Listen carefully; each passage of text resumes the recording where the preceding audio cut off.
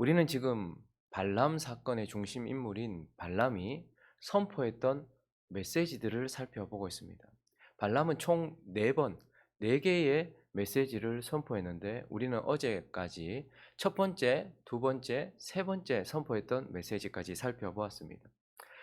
이 첫 번째부터 세 번째까지 메시지는 하나님께서 자기 백성들을 어떻게 생각하시는지, 하나님께서 자기 백성에게 어떻게 하실지, 하나님이 자기 백성에게 하실 축복에 대한 메시지였다면, 이제 오늘 말씀은 그 네 개의 메시지 중 마지막 네 번째 메시지로서, 이것은 하나님이 하나님의 백성을 저주하고 하나님의 백성에게 손을 대며 하나님의 백성에게 악담을 퍼붓고 하나님의 백성에게 악행을 저지른 자에게 하나님이 어떻게 하실지에 대한 메시지입니다. 첫 번째부터 세 번째까지는 하나님의 백성에게 하나님이 무엇을 하실지에 대한 메시지라면, 마지막 네 번째 메시지는 하나님의 백성들에게 악행을 저지르고 악담을 한 자들을 향하여서 하나님이 무엇을 하실 것인가에 대한 메시지다라는 것이죠.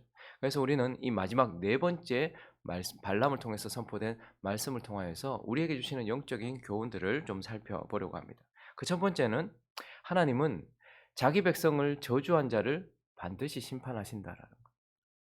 자기 백성에게 손을 댄 자, 자기 백성에게 입을 댄 자에게 반드시 손을 대시고 그분의 말씀으로 심판하신다라고 말씀하고 있습니다.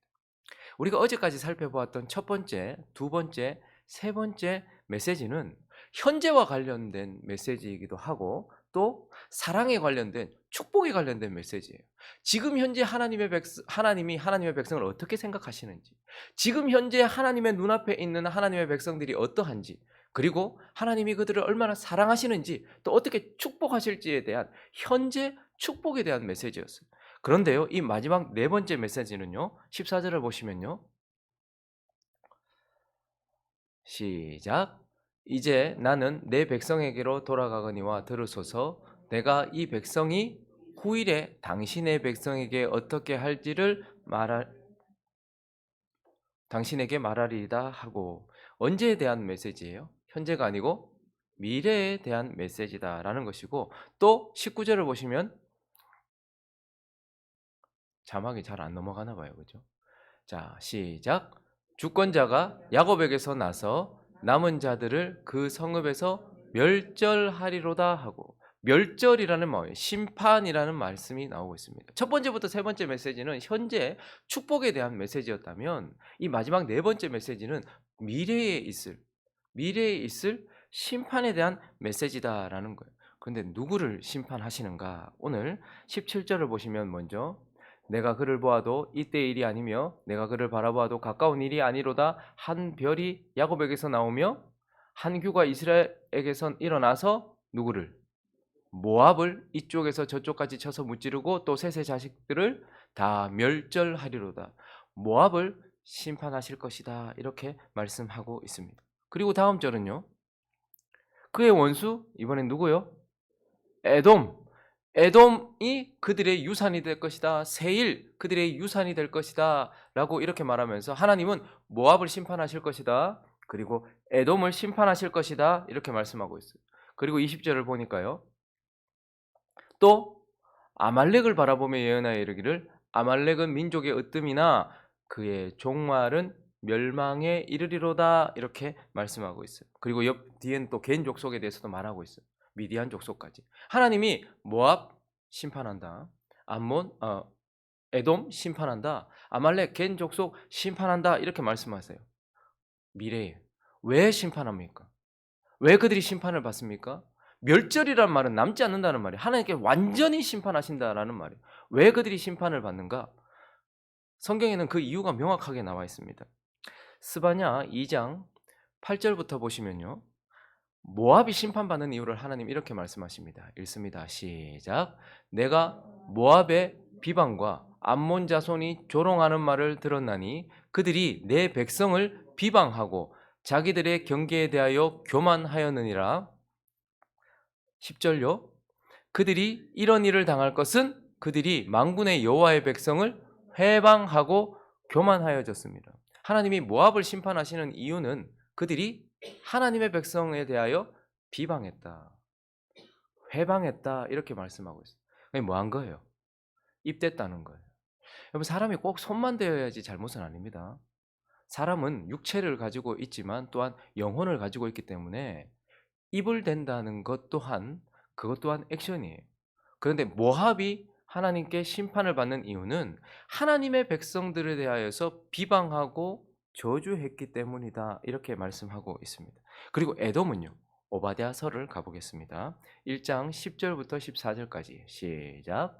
네가 네 형제 야곱에게 행한 포악으로 말미암아 부끄러움을 당하고 영원히 멸절되리라. 네가 멀리 섰던 날 곧 이방인이 그의 재물을 빼앗아가며 외국인이 그의 성문에 들어가서 예루살렘을 얻기 위하여 제비 뽑던 날에 너도 그들 중 한 사람 같았느니라.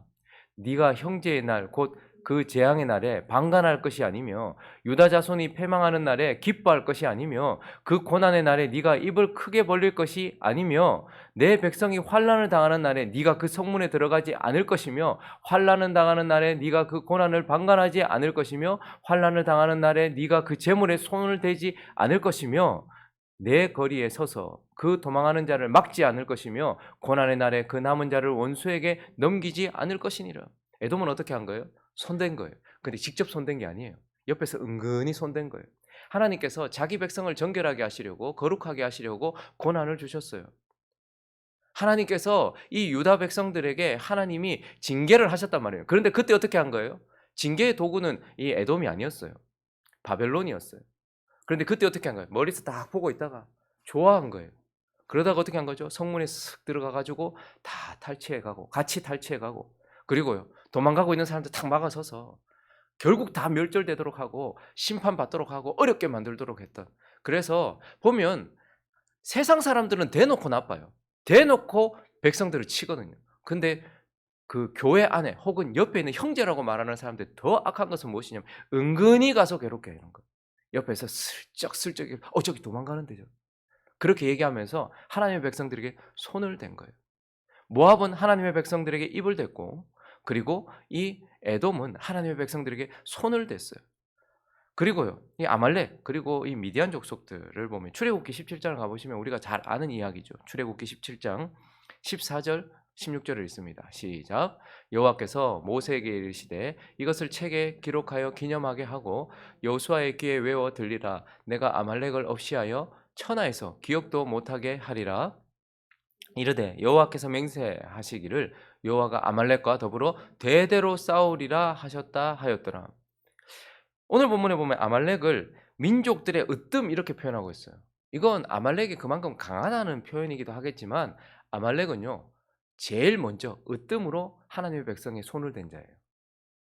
구원받은 하나님의 백성들이 이집트에서 나왔을 때 가장 먼저 이스라엘 백성들을 공격했던 겁없이 공격했던 첫 번째 으뜸이 되었던 민족이 아말렉이었단 말입니다. 하나님이 왜 아말렉을 심판하시는가? 왜 하나님이 이 에돔을 심판하시는가? 왜 하나님이 모압을 심판하시는가? 전부 다 뭐 한 거예요? 하나님께 뭐 어떻게 했다. 나의 영광을 어떻게 했다. 하나님 이런 얘기 안 하세요. 내 백성 건드렸다. 내 백성을 건드렸기 때문이다. 그들이 저주하고 그들이 비방하고 그들이 조롱했다. 입을 열어서 내 백성에게 입을 대었고 손을 대었다. 그것 때문에 심판받는다라고 말씀하고 있어요. 그래서 하나님은요. 창세기 12장 3절을 결코 잊지 않으십니다. 그분이 처음 약속하셨던 거예요. 읽습니다. 시작. 너를 축복하는 자에게는 내가 복을 내리고 너를 저주하는 자에게는 내가 저주하리니 땅의 모든 족속이 너로 말미암아 복을 얻을 것이라. 너를 저주하는 자에게는 내가 저주하리라 라고 이렇게 말씀하고 계시는 것입니다. 그래서 하나님은요.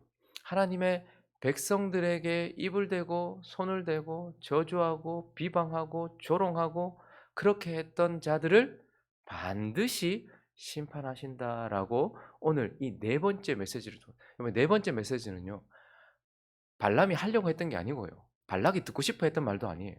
세 번째 메시지까지 선포하고 나니까 발락이 너무 화가 나가지고 막 손뼉을 치면서 막 죽이고 싶은 거예요, 발람을. 그래서 어떻게 한 거예요? 꺼져라!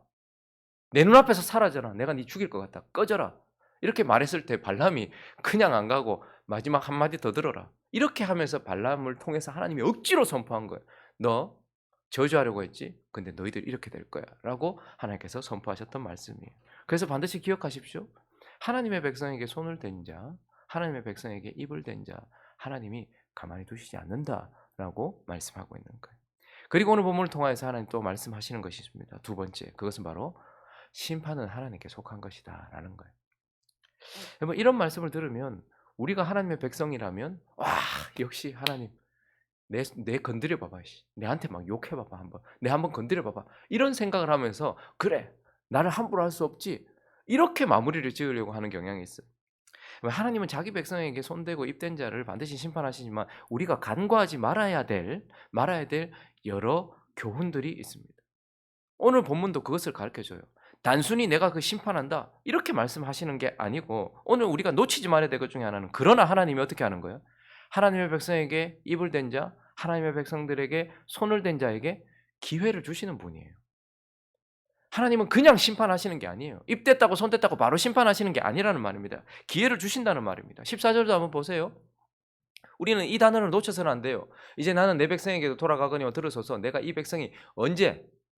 후일에, 즉 하나님의 백성을 저주하려고 했던 모압에게 지금이 아니야. 네 저주하려고 했으니까 내가 반드시 지금 이게 아니고 후일에 돌아서지 않고 회개하지 않으면 그 이후에 일어날 일이다라는 거. 그리고 그 다음 절 한번 넘겨주시겠습니까? 17절도 다시 보시면 여기에도 어떤 것이 있습니까? 내가 그를 보아도 이때의 일이 아니며 내가 그를 바라보아도 가까운 일이 아니로다라고 이렇게 말씀하고 있어요. 즉 후일에 일어날 일이다라는 거예요. 이건 이 말씀을 통하여서 마지막 최종 심판 때에 하나님께서 하실 일에 대한 예언이기도 하지만 그러나 어떤 자가 하나님의 백성에게 입을 대고 손을 댔다고 하나님이 바로 심판하시는 것이 아니고 뭘 주신다는 거예요? 기회를 주신다는 거예요.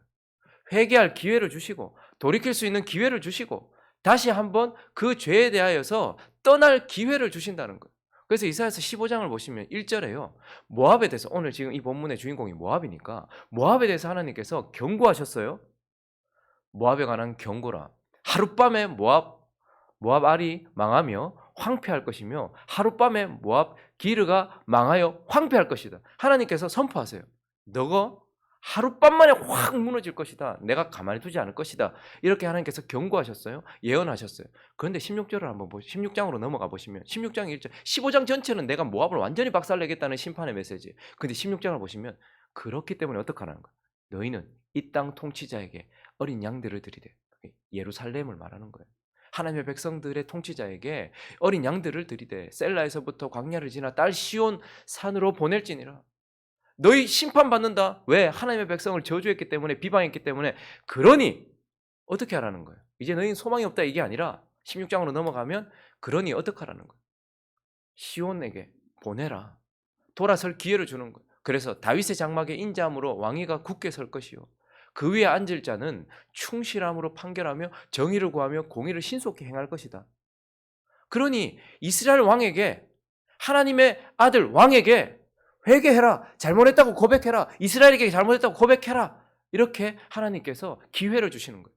그런데 심판받는 이유가 6절을 보면요. 그렇게 했음에도 불구하고 우리가 모압의 교만을 들었다는 거예요. 심히 교만하였다. 그가 거만하여 교만하면 분노함도 들었거니와 그의 자랑이 헛되도록. 그래도 돌아서지 않으면 어떻게 된다는 거예요? 심판받는다라는 거예요.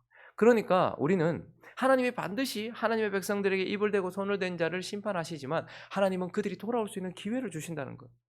후일에 지금 이때가 아니라 끝까지 돌아오지 않으면 하나님이 심판하신다라는 것을 말씀하고 있는 거예요. 그리고 또 한 가지 간과하지 말아야 될 사실이 있는데 심판은 누가 실행하는 거예요? 우리가 아니에요. 내가 억울함을 당했다고 내가 하는 게 아니에요. 우리의 왕이 하신다라는 거예요. 17절을 다시 한번 보십시오. 내가 그를 보아도 이때의 일이 아니며 내가 그를 바라보아도 가까운 일이 아니로다. 누가? 한 별이 야곱에서 나오며 지금 이제 하나님의 왕 가까운 미래에는 다윗을 말하는 것이고 먼 미래에는 예수를 말하는 거예요. 한 규가 이스라엘에게서 일어나서 모압을 이쪽에서 저쪽까지 쳐서 무찌르고 또 셋의 자식들을 다 멸절하는. 자, 모압이 하나님의 백성들을 비방했어요. 저주했어요. 그랬더니 언제? 왕이 일어나서 왕이 모압을 친다라고 말하고 있어요.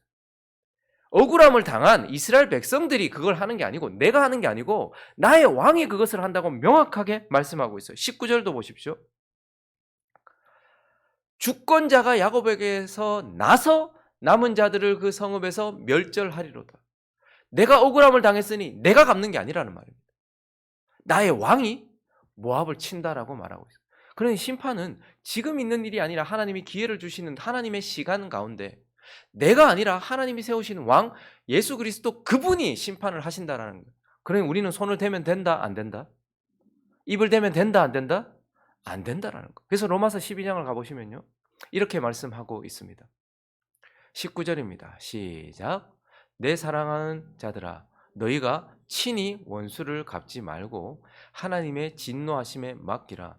기록되었을 때 원수 갚는 것이 내게 있으니 내가 갚으리라고 주께서 말씀하시니라. 억울하죠. 화가 나죠. 분노가 일어납니다. 그러나 하나님 말씀하십니다. 반드시 심판할 거야. 근데 가만히 있어. 일단 기회를 줄 거야. 그리고요. 가만히 있어. 네가 아니라 내가 할 거야. 라고 하나님께서 말씀하시는 거예요. 그러므로 우리는 스스로 원수를 갚거나 스스로 억울함을 갚으려고 하는 자가 아니라 오늘 찬양했던 것처럼 어린아이처럼 부모에게 맡기는 거예요. 그에게 맡긴다라는 것을 기억하면서 하나님은 자기 백성을 저주한 자를 반드시 심판하시지만 그러나 그 심판이 주께 속해 있다라고 이 발람의 마지막 예언을 통해서 우리에게 가르쳐 주고 있습니다. 말씀을 정리하겠습니다. 22장부터 시작되었던 발람 사건이 오늘 24장에서 마무리되고 있어요. 이 말씀을 통해서 우리는 무엇을 깨닫게 됩니까? 하나님이 저기 이방을 향하여서 그 높은 곳에서 이방을 향하여서 내가 내 백성을 이렇게 사랑한다. 내가 내 백성을 이렇게 축복한다라고 이제 막 약속의 땅으로 들어가려고 하는 그들을 사랑한다고 고백하는 그 고백이 오늘 여기에 담겨 있는 거예요. 그러므로 우리는 마음에 하나님이 나를 정말로 사랑하시는구나 라는 것을 마음에 새겼으면 좋겠어요. 그리고 또 하나, 그렇지만 하나님의 백성들이 걸어가는 길에는요 모압도 있고 에돔도 있고 암몬도 있고 블레셋도 있고 가나안도 있고 그렇게 괴롭게 하는 자들, 그러한 자들이 있어요. 그런데 우리가 해야 될 건 친히 원수를 갚으면서 그것들을 정리하는 게 아니에요. 하나님 지금 이제 약속의 땅에 들어가는 그들에게 너희가 친히 원수 갚지 말라는 거예요. 그건 내가 할 거야. 너희가 신경 써야 될 것은 너희를 비방하고 너에게 손댄 자들 그걸 정리하려고 하는 것이 아니라 가나안 땅에 들어가서 거룩을 힘쓰라는 거예요. 원수 갚는 데 힘쓰지 말고 거기에 분노하면서 거기에 매몰되지 말고 너희의 할 일은 거룩이다 이렇게 말씀하시면서 이제 약속의 땅을 향해 걸어가고 있는 그들이 무엇에 집중해야 하는가를 말씀하고 있는 거예요. 여러분들도 하나님의 백성이기에 걸어가는 그 길 가운데 뭐 직장에서나 아니면 가정에서나 여러 가운데서 하나님의 백성들을 괴롭게 하는 자들에 의하여 억울함을 당할 수 있을 것입니다. 그러나 그렇게 억울하게 했던 것을 뭐 이렇게 그걸 변명을 하거나 뭐 그걸 정리를 하거나 그것을 갚으려고 하거나 거기에 에너지를 쓸 것이 아니라 우리가 힘써야 될 것은 뭐라는 거예요? 젖과 꿀을 위하여서 하나님께서 주신 거룩을 위하여서 힘써야 된다는 것을 기억하는 거예요. 그래서 오늘 이제 이 22장부터 24장이 하나님이 우리를 얼마나 사랑하시는지에 대한 메시지요. 우리가 어디에 집중해야 되는지에 대한 메시지를 주시면서 약속의 땅에 들여보내신다라는 것을 기억하면서 이번 한 주간도 하나님의 사랑 가운데 흠뻑 젖어서 또 이번 한 주간 우리에게 주어진 또 5주년 기념하면서 우리가 수련회도 하잖아요. 이 시간 가운데 하나님이 은혜를 주시라고 그렇게 기도하고 그리고 또 우리가 힘써야 할 때 힘쓰며 거룩한 백성으로 살아가는 저와 여러분 되시기를 예수 그리스도의 이름으로 축원합니다.